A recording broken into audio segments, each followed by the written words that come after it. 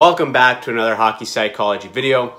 In today's video, we're going to be talking about why Shane Wright didn't go first overall. You're right, Slavkovsky.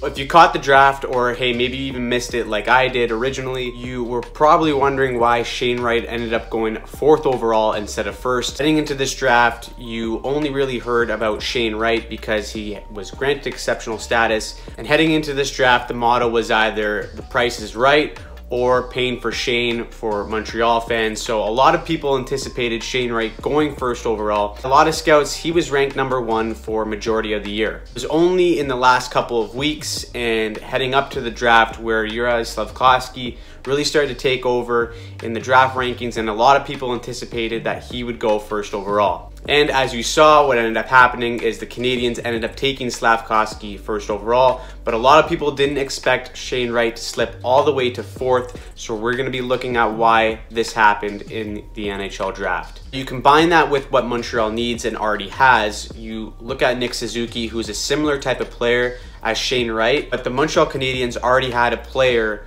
like Shane Wright in Nick Suzuki. He's been criticized in past years for being a little bit on the smaller side, and Montreal needs a really flashy player right now. They weren't very good last year, obviously, that's why they have the #1 pick, and they need some excitement around the organization. And I think if Slavkovsky is paired with a player of a high hockey IQ, like a Nick Suzuki, then he can find a lot of success in the NHL. Then you look at the next pick with the New Jersey Devils, and it's kind of the same situation with Nico Hischier. He's a very similar player in his draft where there wasn't one superstar player and he was good in both ends of the ice, a good solid two-way player with some offensive upside. The Devils already having Hischier at center, they wanted to go a different direction, drafting a defenseman instead. And then you look at the Arizona Coyotes, who are dying for an electric type of player, an offensive type of player, because over the last couple seasons, they have been just brutal to watch. For them to draft a player like Shane Wright, who's a good two-way player, but doesn't have the offensive upside that, let's say, a Logan Cooley has, Arizona wasn't gonna go in this direction, having a Shane Wright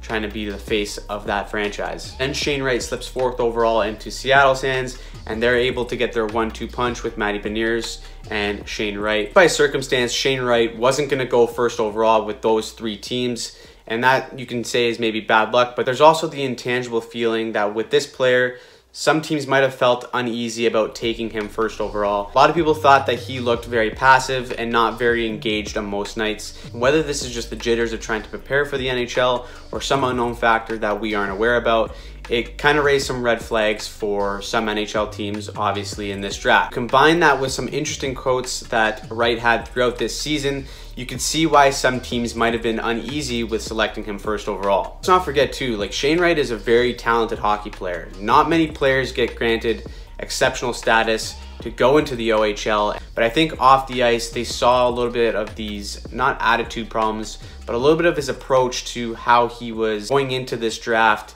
And I think that raised some questions from a lot of teams, Montreal, New Jersey, and obviously Arizona, for them to pass up on Shane Wright. If you're not a confident hockey player, you're not going to be a good hockey player, but there's also a difference between confident and cocky. And with Shane Wright, he didn't really back up his comments in the latter half of his season because, again, he looked very passive. He looked like he was going through the motions, and scouts and coaches noticed that, and that's a big deal heading into the draft.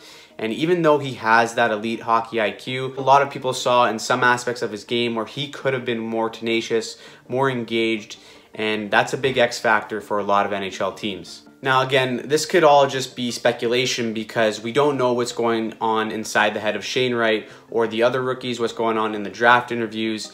But if you just look at it from an outside perspective, you can kind of see why things turned out the way that they did. I mean, if you take the quote that Shane Wright had throughout the season last year, and then you take the quote that Slavkovsky had when he was drafted and some of the Montreal fans were booing him, then you can understand where the maturity lies in certain types of players. And honestly, I hope that Shane Wright has a little bit of a redemption against Montreal, not only because I'm a Leafs fan, but also because it does sting to not go 1st overall after being touted that high. Everyone has told you throughout your entire career that you're a special type of player. When you're granted exceptional status, you're going to get all the perks and all the things that come with that type of title.